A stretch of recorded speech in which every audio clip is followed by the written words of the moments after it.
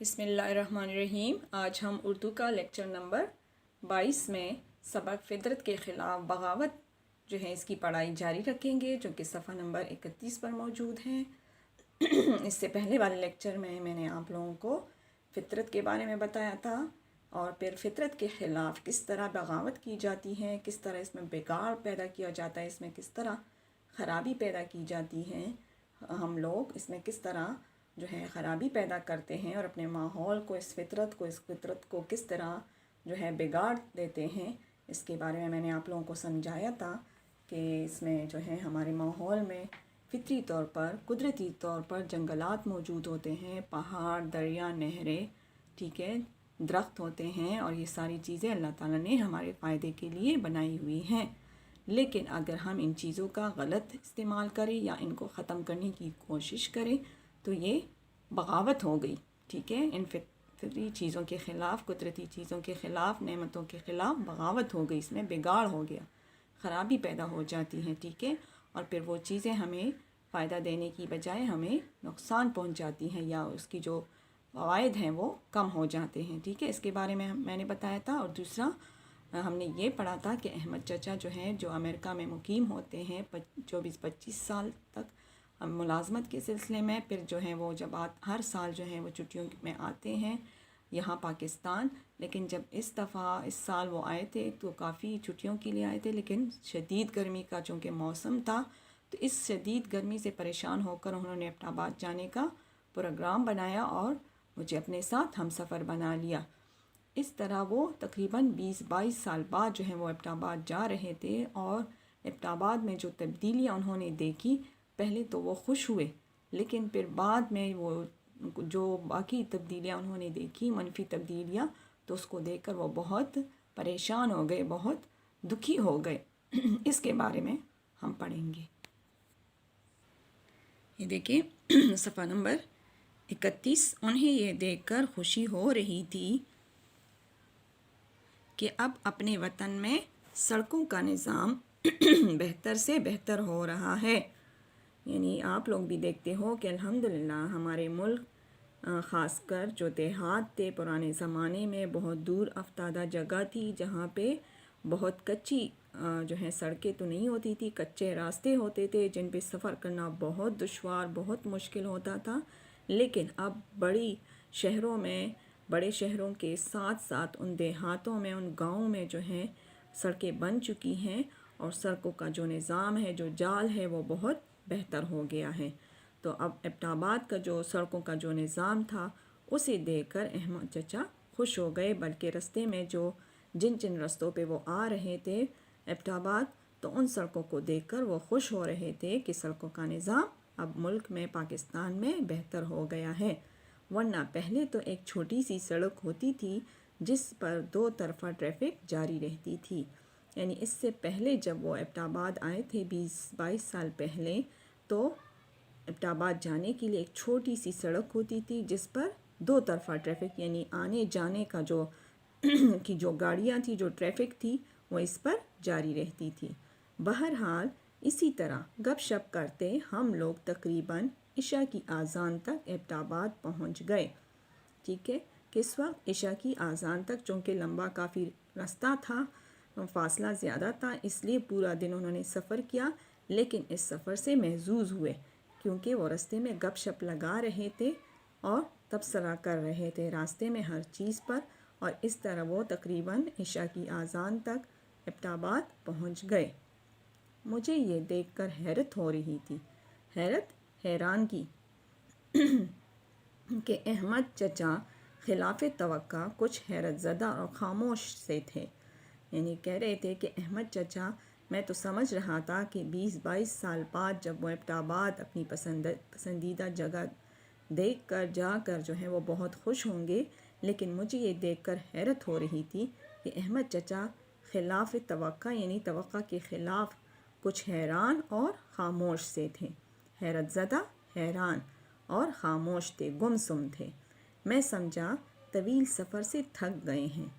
میرا خیال تھا کہ شاید وہ لمبے سفر سے تھک گئے ہیں۔ لمبا سفر، طویل سفر، مرکب توصیفی، اس لیے خاموش رہا۔ تو میں نے पूछना मुनासिब नहीं समझा क्योंकि मैं समझ रहा था, मेरा ख्याल था कि शायद वो तवील सफ़र से, लंबे सफ़र से थक गए हैं। हमारा क़याम एक रेस्ट हाउस था। रेस्ट हाउस, रेस्ट कहते हैं, ये इंग्लिश लफ्ज़ है। रेस्ट कहते हैं आराम को, और हाउस घर, यानी आराम करने की जगह। होटल जो होते हैं ना, जो रेस्ट हाउस होते हैं, ऐसे इलाकों में आप लोग गए हो ना गर्मियों में, और फिर वहाँ पे चूँकि किसी का अपना ज़ाती घर नहीं होता, ज़ाती मकान नहीं होता, तो वो इस किस्म के रेस्ट हाउस में जो है वो क़याम करते हैं और फिर उनका किराया देते हैं। ठीक है, तो वो भी एक रेस्ट हाउस में ठहर गए। कमरे में, रेस्ट हाउस के कमरे में पहुंचकर हम सस्ताने के लिए अपने अपने बिस्तर पर गए। ये देखें, ये रेस्ट हाउस है, दिखाया है यहाँ पे। ये देखिए कितनी प्यारी जगह है, सब्ज़ा है, दरख्त हैं और बहुत प्यारी इमारत है। तो हम जो है रेस्ट हाउस में मौजूद, जो हमने कमरा किराए पर लिया हुआ था सस्ताने के लिए, आराम करने के लिए, अपने कमरे में गए और वहाँ पे जो बिस्तर थे वहाँ पे हम लेट गए और खाने का इंतज़ार करने लगे। ठीक है, सारा दिन सफ़र किया था, थक गए थे, तो बिस्तर पर लेट गए और भूख चूँकि लगी थी, इसलिए आते के साथ ही हमने खाने का आर्डर दिया और उसका फिर इंतज़ार करने लगे। उन दिनों एबटाबाद का मौसम भी गर्म था, यानी इस शदीद गर्मी में, जून जुलाई की गर्मी में एबटाबाद का मौसम भी गर्म था। यानी हमारे इलाके की तरह गर्मी बहुत ज़्यादा नहीं थी, लेकिन मौसम गर्म था। दर्जे हरारत तकरीबन 37 डिग्री तक था। इतना ज़्यादा जो है वो पहले के ज़माने में जो है वो उसके बरखिलाफ़ जो है वो बढ़ गया था, इसलिए कमरे में पंखा चल रहा था। 20-22 साल पहले पंखे का नामो निशान भी नहीं था, लेकिन अब चूँकि दर्जे हरारत इन दिनों में 37 डिग्री सेंटीग्रेड था, इसलिए कमरे में पंखा मौजूद था। अहमद चचा ने पंखे की तरफ देखा और एक ठंडी आह भरी, अफसोस भरी आह, ठंडी आह, अफसोस भरी आह। ठीक है, अहमद चचा ने जब पंखे को देखा तो एक अफसोस भरी सांस निकाली। चूँकि हम दोनों थके हुए थे, इसलिए खाना खाकर जल्द सो गए। इंसान, आपको पता है, इंसान जब थका हुआ होता है तो ना बातें करने का मूड होता है उनका और ना कुछ और करने का, बस उनका मन करता है, दिल करता है कि जल्दी सो जाए। इसलिए वो दोनों भी खाना खाकर जल्दी सो गए क्योंकि वो थक चुके थे। अगले दिन हम सुबह सवेरे उठे। दूसरे दिन, सफ़र के दूसरे दिन जब वो पहुंच गए थे, उसके दूसरे दिन हम सुबह सवेरे उठ गए। अब हमारी तबीयत कुछ बहाल थी, बहाल, दुरुस्त, बेहतर, क्योंकि उन्होंने रात भर खूब आराम किया था, भरपूर नींद ली थी, इस वजह से उनकी तबीयत कल से बेहतर थी। हम दोनों नाश्ता करने के बाद मटर गश्त करने बाहर चले गए। मटर गश्त, चहलकदमी करना। ठीक है, जब हम दोनों ने नाश्ता किया तो हम चहलकदमी के लिए बाहर निकल गए। अहमद चचा कुछ खोए खोए से थे। खोए खोए यानी खामोश और गुमसुम से थे। ठीक है, खोए खोए हुरूफ़े तकरार है, देखिए 2 दफ़ा आया है। और इर्द गिर्द के मनाजिर को हैरत और उदासी से देख रहे थे। इंसान जब उसको कोई दुख होता है, अफसोस होता है, तो फिर वो खामोश हो जाता है। उसकी तबीयत से, उसकी खामोशी से पता लग जाता है कि इसको कोई परेशानी है, इसको कोई फ़िक्र है, इसको कोई गम है। तो इस तरह अहमद चाचा की भी हालत थी, वो खामोश और गुमसुम नज़र आ रहे थे क्योंकि वो इर्द गिर्द के मनाजिर को बहुत उदासी के साथ देख रहे थे। मनाजिर, मंजर की जमा है। मैंने पूछा, क्या हुआ अहमद चाचा? ये देखें, क्या यहाँ पे देखें कौन सा हर्फ है? हर्फ इस्तिफ़हाम। यहाँ पे पूछने के मौके पे इस्तेमाल हुआ है। अहमद चचा से पूछा गया है कि क्या हुआ, यानी आपको क्या हुआ, क्यों खामोश है, क्यों उदास नज़र आ रहे हैं।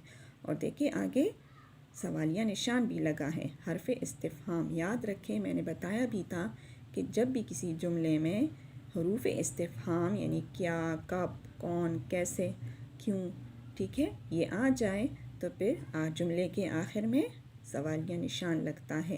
तो यहाँ पर भी सवालिया निशान लगा है, हर्फ इस्तिफ़हाम, यानी उन्होंने चचा से पूछा कि क्या हुआ, आप क्यों खामोश और उदास नज़र आ रहे हैं। अहमद चचा कहने लगे, ایبٹ آباد بہت تبدیل ہو چکا ہے، لیکن افسوس کہ یہ تبدیلی مثبت نہیں ہے۔ اب مجھے پتہ لگ گیا ان کے اس جواب سے کہ وہ یہاں کی تبدیلیاں دیکھ کر اداس ہو گئے ہیں۔ انہوں نے کہا کہ ایبٹ آباد بہت تبدیل ہو گیا ہے، لیکن مجھے اس بات پہ افسوس ہے، اداسی ہو رہی ہے مجھے کہ یہ تبدیلی خوشگوار تبدیلی نہیں، مثبت، اچھی یا خوشگوار، اور اس کا متضاد کیا آئے گا؟ منفی، مثبت منفی، کہ یہ تبدیلی